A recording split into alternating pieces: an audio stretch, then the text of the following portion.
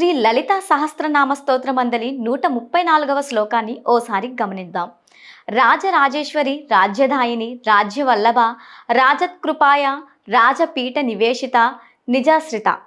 పై శ్లోకంలోని మొదటి పంక్తిలో 3 నామాలు, రెండవ పంక్తిలో 2 నామాలు ఉన్నాయి.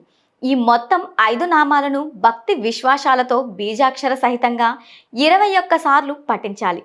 పసుపు పచ్చ పూలతో మాత్రమే అర్చన చేయాలి. వేడి పాలలో బెల్లం, అటుకులు వేసి నైవేద్యాన్ని నివేదిస్తూ నీరాజనం ఇవ్వాలి.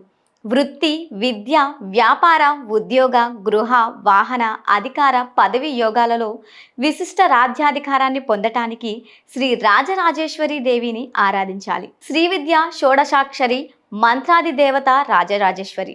మనువు, చంద్రుడు, కుబేరాది రాజుల చేత పూజించబడింది. అందుచేత వారంతా రాజులు కావటానికి కారణమైంది.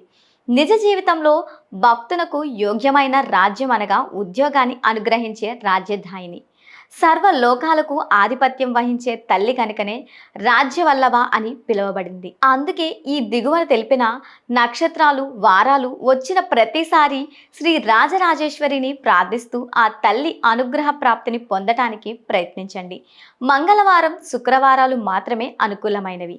ఆయా రోజులలో అశ్విని, రోహిణి, ఆరుద్ర, పుష్యమి, హస్త, స్వాతి, అనురాధ, మూల, శ్రవణ, శతభిషం, రేవతి నక్షత్రాలలో ఏదో ఒకటి ఈ మంగళ లేక శుక్రవారాలలో సూర్యోదయం దగ్గర నుంచి సూర్యాస్తమయం వరకు ఉండాలి. ఆ విధంగా ఉన్నటువంటి రోజులే తల్లిని ఆరాధించడానికి అనువైన సమయాలుగా భావించాలి.